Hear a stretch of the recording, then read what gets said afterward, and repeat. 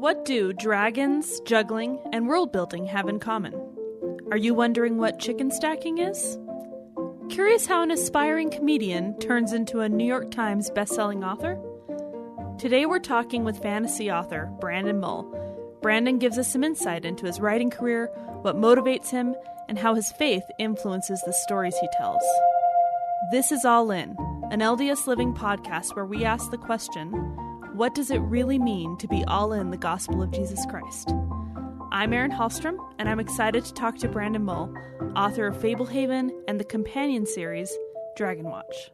Brandon, thank you so much for joining me. I am really happy to be here. Okay, first off, I read the bio on your website. BrandonMull.com is your website. Yeah. I have some questions. Shoot. It says you worked as a comedian, a filing clerk, a patio installer, a movie promoter, a copywriter, and briefly as a chicken stacker. So please explain to me what a chicken stacker is. A chicken stacker is like in the circus. Sometimes they build pyramids out of chickens, and that's not true. A chicken stacker was Tyson's Frozen Chickens. When they would have sales on chickens in grocery stores, I would be the guy that stacked the dead frozen chickens while they were on sale and selling fast to keep the bin full. And it was exactly as glamorous as it sounds. I honestly had no idea what that answer was going to be. I was going to Google it, and I chose not to because I wanted to hear it just from you. It's a difficult job title. It's an accurate job title. That's all I did was stack chickens. Like that was my exclusive job, was to stack chickens. When chicken was on sale. When it was on sale. And I would go to different grocery stores depending on the sales as a representative from Tyson's Chicken to stack them. Okay. Interesting. Yep. Comedian. Are we talking stand-up? I ran a comedy troupe in college called Divine Comedy at BYU. Oh, sure. I was the president and one of the head writers for a long time. And then I also did stand-up, but mostly sketch comedy. That's so cool. What was your best joke? Oh, my gosh. It was like skits. There's a skit called Lord of the Engagement Rings. And if you looked that up online, you could probably find it. And it's reasonably funny. So the bio goes on to say that for a couple of years, you lived in the Atacama. Did I say that right? Yeah, Atacama Desert of northern Chile, where you learned Spanish and juggling. So because I speak fluent Latter-day Saints, I'm guessing that was a mission? Yes, that was a mission. I was there for 2 years. It's the driest desert in the world. I think there's like a spot in Antarctica that's drier, that's technically a desert, but like a normal, traditional, what we think of as a desert. It's the driest desert in the world. I didn't see rain the whole time there. I had a mission companion who taught me how to juggle while we were there. We were like teaching at an orphanage. Mm-hmm. We had like service time we had to fill on our mission besides just proselyting time. And one of the services we did was teach values classes at an orphanage. And we tried to teach them the value of hard work. And as our object lesson, he taught me how to juggle, and we'd come back and learn. Like I'd start from not being able to juggle and show them how through practice I learned how to juggle. I don't know. It made sense at the time. Do you still juggle? Yeah. I mean, like not professionally. Well, sure. But yeah, I can juggle. You found some other talents since I can then. comfortably juggle. Like, if it's like, hey, Uncle Brandon, juggle these 3 oranges. I can be like all day long. Sure. You have clearly found a calling, I should say, as a writer. Yes. Have you always wanted to be a writer? I've always wanted to be a writer since I was a little kid. Yeah. Well, I've always made up stories in my head ever since I was a little kid. I didn't know I wanted to be a writer necessarily, but I knew I loved to daydream and imagine. When I read the Chronicles of Narnia, when I read Lion, the Witch, and the Wardrobe at around 10, that was the book that made me love to read. And that was the book that kind of broke my brain and opened up all the possibilities of what a story could be. And from then on out, I daydreamed about fantasy stories kind of all growing up. I lived in my head. Sort of became my coping mechanism. Mm-hmm. If I was bored in class, as I got older, if I was stuck in traffic, mm-hmm. I would invent stories in my mind to entertain myself. So by sharing these stories, I'm sort of sharing my coping mechanism with everyone. So when you were younger, it was your imagination that went crazy. When did you start putting pen to paper about it? Did you start playing around with that earlier? I played around with it as a kid and was very frustrated by how what I saw in my head seemed so vibrant and cool and amazing. And what I wrote on paper just looked like terrible and boring and nothing like the stories I loved. And it took time for me to learn that there was a craft involved in taking what I saw in my mind and communicating it in a way a reader could enjoy. I remember when Harry Potter came out, my mom says to me, "You're a good writer. Why don't you just write a Harry Potter book?" And I, had to say to her, "Well, that's a little harder than it looks." Thanks, Mom. Because it seems so simple, right? And I think there's some people, maybe it doesn't seem so simple, but in some ways you think, oh, if you have this vivid view of what is happening in your head, you can easily write it down, but it's trickier than that. It can seem simple because it's not that hard to think of something cool. Yeah. You know what I mean? And you're like, oh, I thought of something cool. I could write a good book. And one of the things I have had to learn as I matured as a writer is that there's kind of always a better story to tell, always a better way to tell it. There's a lot of craft involved in how you build and communicate a scene. Mm-hmm. And over the years, by paying attention to how my favorite authors built their scenes and by practicing writing my own scenes, I've gradually gotten better at it. I think I still have room to improve. So you've always been a fan of fantasy then? Maybe from a young age. Yep. Has that been your primary focus, or do you read other genres? I read other genres, but like for me, fantasy always kind of had the special sauce. Yeah. Like I loved the big imagination and the kind of storytelling you could do with fantasy. Books like Narnia and Lord of the Rings and Harry Potter are some of my favorites, and helped shape the kind of stories I wanted to tell. But I've read, I like some of the classics, and I like sci-fi, and I like just adventure stories.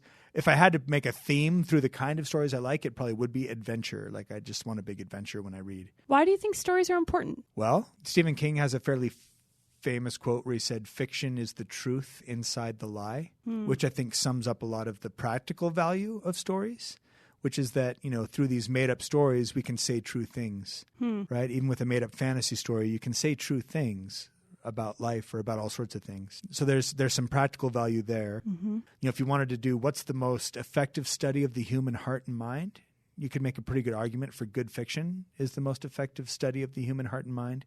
Because if you study biographies, you get someone's guesses as to who somebody is. If you study an autobiography, you get somebody pretending who they are, right? Like it's very hard to be honest about yourself. But you get fiction and you get talented artists who are trying very hard to bring people to life and show how people behave in different scenarios. Yeah. And when it's done well, it comes to pretty close to being a study of the human heart and mind. As far as for fun, though, like for me, part of the value of stories is it's a way to escape, a way to experience things you'll never experience in your own life. Fiction can be a mirror teaching you about yourself. It can be a window teaching you about others. And you specifically write to the middle age reader. I mean, is that the target you would say? I mean, although I think Fablehaven in particular has found a wider audience than that. Yeah, I mean, the name of the category is middle grade, Mm-hmm. which means it's kind of some of the middle grades in school, right? Mm-hmm.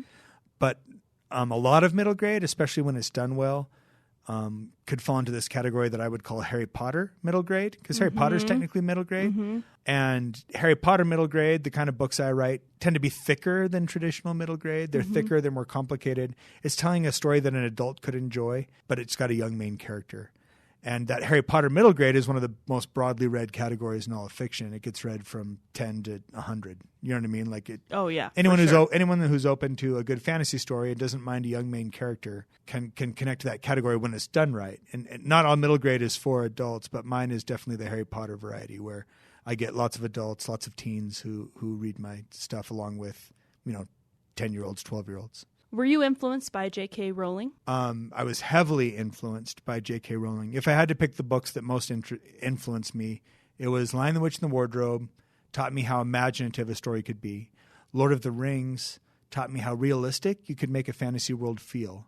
And J.K. Rowling taught me you could write a story with a young main character, but make it really smart and twisty so an adult could connect too. Cool. So I want to talk about Fablehaven. Sure. Was that your first novel? Fablehaven was my first published novel. Okay. I wrote one other novel before then that turned into the first in my Beyonders series, which was the series that came out after Fablehaven. But I'm glad Fablehaven was my first published novel, because that first in the Beyonders series, when I first wrote it, it was definitely a practice run. When I rewrote that book after Fablehaven, it changed quite a bit. And I'm glad it had some time to incubate and change before it came out. But yeah, Fablehaven, so that was the first the world ever saw of me, was me writing Fablehaven book 1. And that was the book that let me become a professional writer. Which is amazing to me. You had so much success with your first. Was that just really satisfying that people responded so well to your first offering? It was enormous relief. Yeah. Because you're really hoping that people will like it and connect to it, and you have no idea how to gauge if that will be the case, except for putting it out there. And so, yeah, I mean, it was an enormous relief. All my adult life, I've wanted to be a professional author. It's what I felt pretty sure was my best talent. And I knew that realistically it might not happen. You know, like it's not everybody who gets to pay the bills writing books. It's a pretty niche kind of job. And so I felt enormous relief that the book connected in a way that let me quit my day job and devote my time to writing fiction. I mean, you could always fall back on chicken stacking. I could always go back to chicken stacking. I did not learn patio installing very completely. I was definitely an apprentice. But, you know. I read that Fablehaven has been published in more than 30 languages.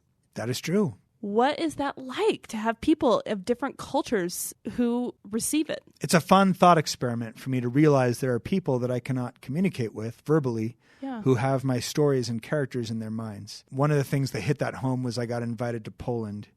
And I went to Poland and spoke to a gigantic audience of people who were all wearing headsets that the headsets had the translation of what I was saying, which was very odd because you tell a joke and then have to wait a weird amount of time to see if it landed or not. And you're somewhat going, how long do I wait? You know, and then you get a laugh sometimes.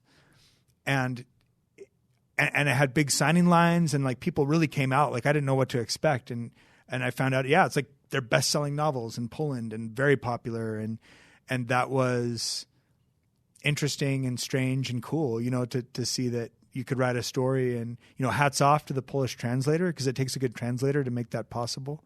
And yeah, I mean, like they've been bestsellers in France or different, you know, they've done really well in certain countries. And the idea that it's out in lots of languages is cool to me. People can visit my little secret wildlife park for magical creatures, no matter what language they speak, I guess. So clearly that speaks to universal principles that the book addresses. But what do you think are the universal principles that people most cling to or respond to? I mean, the heart of Fablehaven is a brother and sister.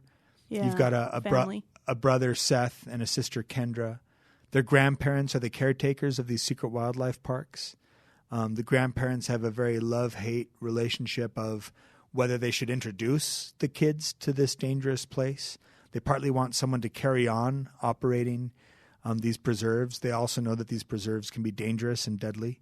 And so the discovery of a place where these creatures exist on these secret wildlife parks is, I think, a big part of what lures readers in. So is there going to be a Fablehaven movie? There could be. There's been interest several times. We've optioned it before, and there's currently some stuff going on with an option perhaps now. And I've learned not to hold my breath. It's just kind of like eventually the right team hopefully will get involved and get a good movie on screen. And we're working with some people now who could be that right team, and we'll just kind of see how it unfolds. That's really cool. It would be fun. Are you excited about that? Or is it one of those things where you think it's fine if it lives just as a book? I was excited about it the first time it almost happened. And since then, I decided to I didn't like decide to. I kind of like let myself get a little more calm about it. And there is the reality that whatever movie gets made is going to be how people envision Fablehaven in their heads probably in the future. And I don't like that because I like that right now there's a million different Fablehavens in a million different brains. To me, that's cooler than seeing Harry Potter as Daniel Radcliffe or whatever, right? Like I liked it better when I saw him my way. And there's something about a movie that kind of almost pollutes your ability to see it your own way. And so that side of it, you know, like that doesn't excite me too much to see that part of the book sort of ruined. But also it'd be really fun to see how somebody else dramatizes the story, to see it done as a movie, the increased awareness that would create for the story. Like those things would be positive enough that I'm willing to do it if we can, you know, have the right team. How do you see the characters then? Did you have specific people in mind when you wrote them? You know, like some of the characters in my stories remind me of people that I knew. I don't completely lift someone from my life and put them into the story, but the character Seth has some things in common with my brother Bryson. Both were recklessly curious. Both could make the same mistake 10 different ways. And just, you know, keep not learning, like the general principle. It's very hard for me to communicate how I see them beyond the words. I don't have the visual talent to show. It's like when an illustrator does a picture, it's never exactly how I saw it, but it's often a cool way to see it.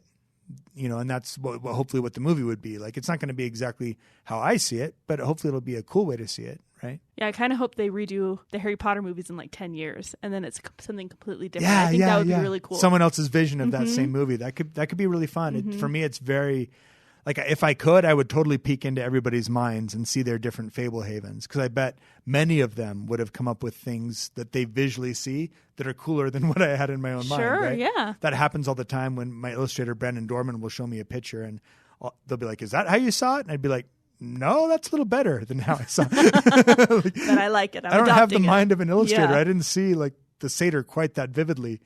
But yeah, so like it would be really fun to peek into other people's brains if I could. One phrase I know that gets used a lot when people talk about fantasy is the phrase world building.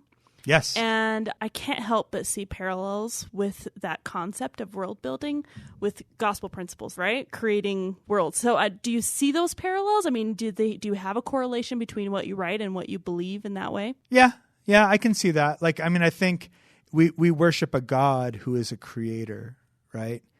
And like you could say, like I think there's a line in Rent, like the opposite of war isn't peace.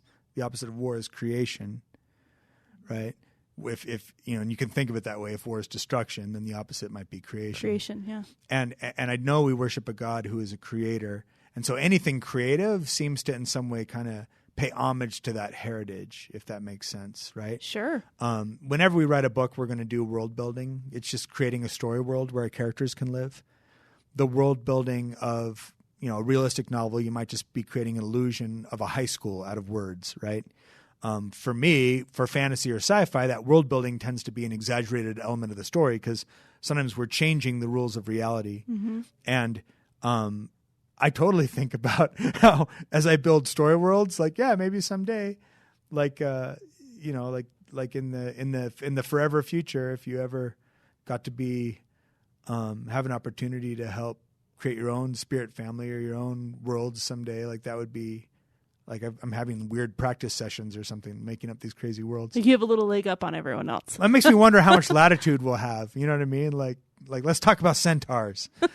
but yeah, it crosses my mind that God is a world creator and that we're his children and he wants us to become like him. So maybe someday we could be doing something similar, right? How does your faith manifest itself in your writing? So my faith is an enormous part of who I am, right? Like my faith isn't just something I believe. It's largely who I am and who I'm trying to be.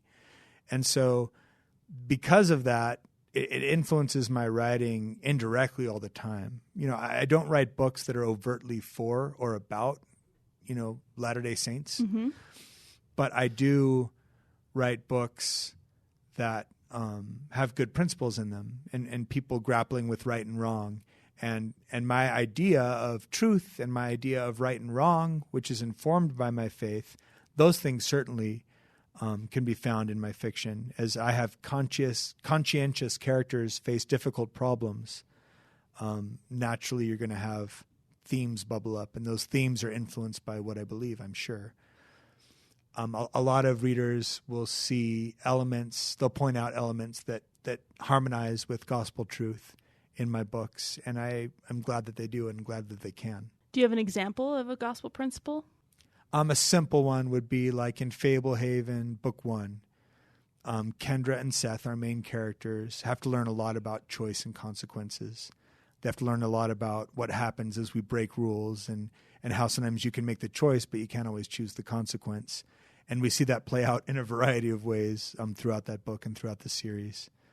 And then in Dragonwatch, which is the sequel series to Fablehaven, you find that they find themselves with greater responsibility than they used to have, and so you see ideas of like being a good steward, right? And you see ideas of good versus evil, like throughout. Like fantasy usually does a really good job of tackling good versus evil and what that might, different ways that might look, right? I always think fantasy is so interesting because it's this fantastical world, but at its root, it really is talking about ultimately good versus evil. It's like kind of a really great way of having a simplistic look at the world.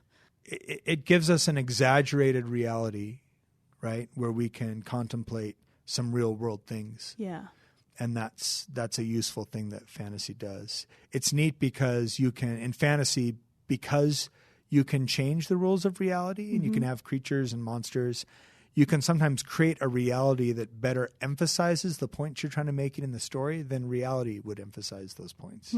So interesting, yeah. Like you can create these representations of evil and these monsters that are metaphors sometimes in certain ways, right?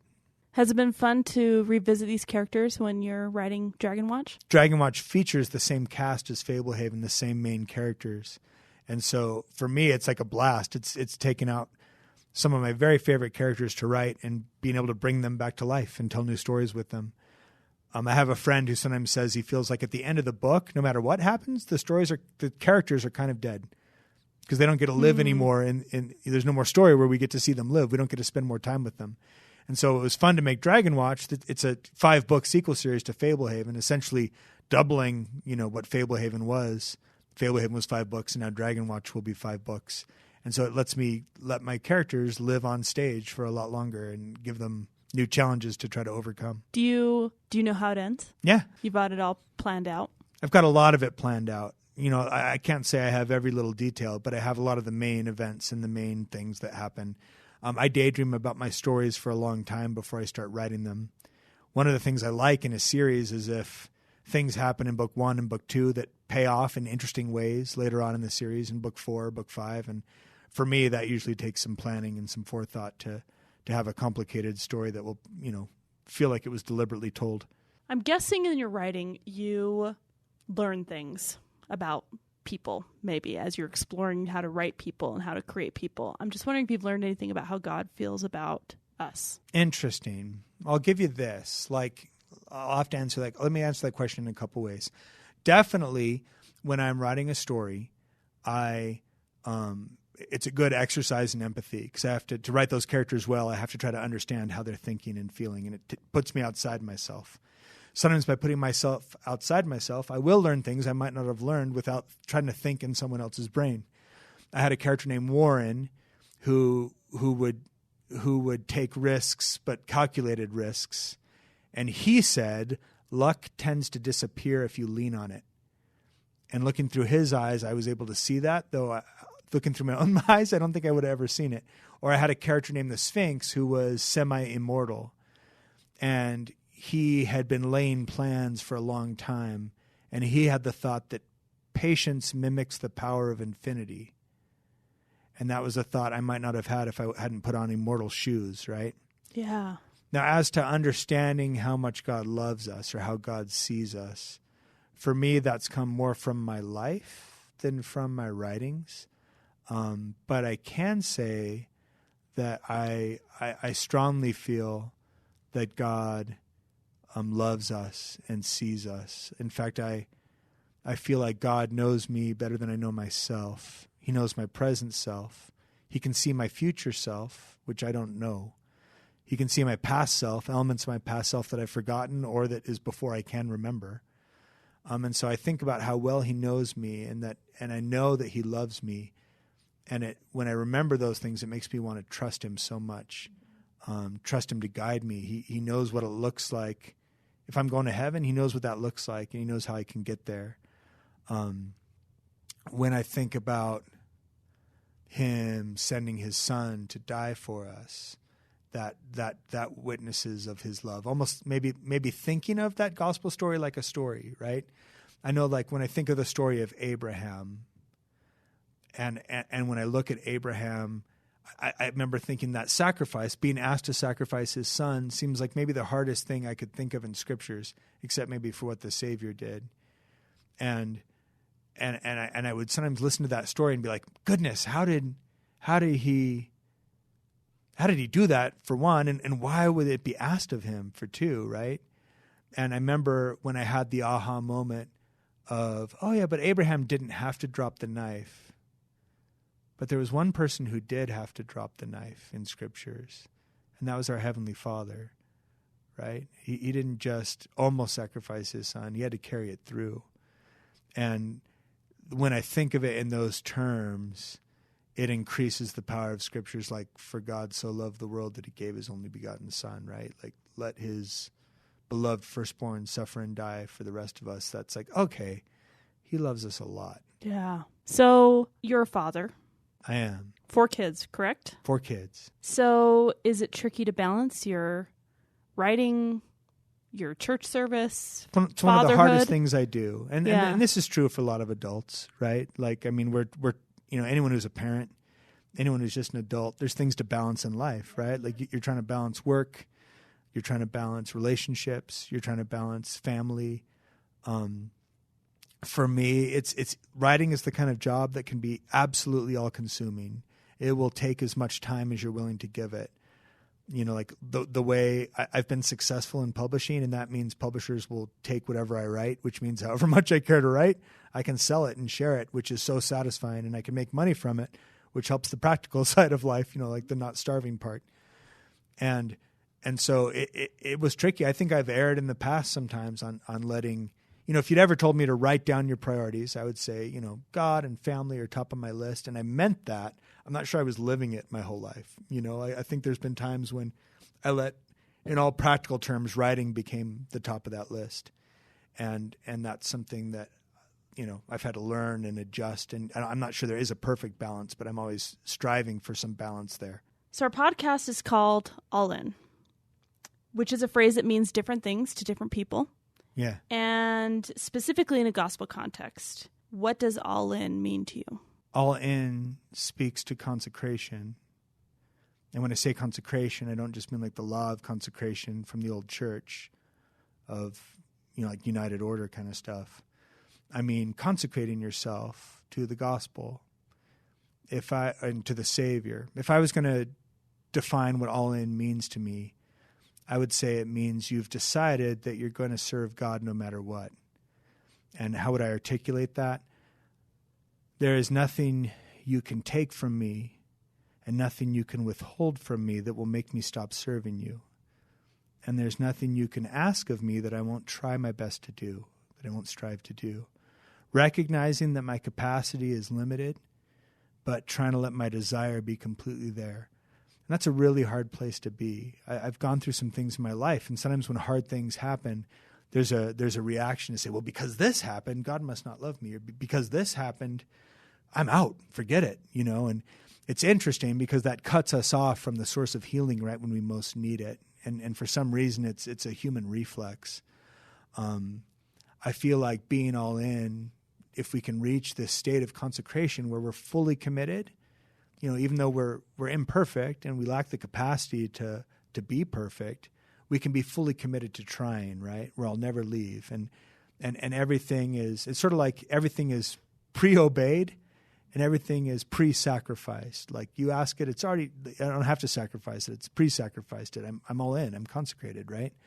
I think that enables God to lead us. Remember I mentioned how, God knows how to lead us to heaven, right? He knows exactly how to lead you. That road is different for every heart. Every heart is a different mix of strengths and weaknesses. There's personal tutoring necessary for each of us to learn to become someone who belongs in heaven. And as we consecrate ourselves, as we're all in, we free Heavenly Father to teach us those lessons that will get us there. When we're not consecrated, some of those lessons would break us and we would quit. Does that make sense? Mm-hmm. Also, when we're not consecrated, what we want is for the Savior to change our hearts, right? Like the heart I have right now, it's a good heart and I'm doing my best. It's not a perfect heart, right? If I was like in the celestial kingdom in this moment, it's fallen Brandon Mull in the celestial kingdom and I wouldn't really belong there. Like it would be weird when I yelled at my kids, or something, right? Like I would do something that was wrong or I'd have desires that were wrong. We're asking Christ to heal our hearts, to change our hearts. He can't change our hearts unless we're consecrated. It would violate agency, right? Like if he changed my heart, if he changed who I fundamentally was, that violates my agency unless I'm all in. If I'm all in, if I'm trying to be what he changes me to, you're choosing it. Then I'm choosing it. But if he changes who I fundamentally am without me being all in, he is changing me without my permission, really, right? And so, that idea of trying to reach being all in, that's a huge part of coming to Christ. Thank you. Thank you for joining us today. Thanks for the opportunity to talk to you. Oh, please. Thank you so much for coming in. Love chatting with you. Thank you to Brandon Mull and you, the listener, for joining us. We hope you enjoyed this podcast. Look for Book 2 in the Dragonwatch series, Wrath of the Dragon King, which is available now in Deseret bookstores or wherever books are sold. To listen to more episodes of All In, visit ldsliving.com/allin.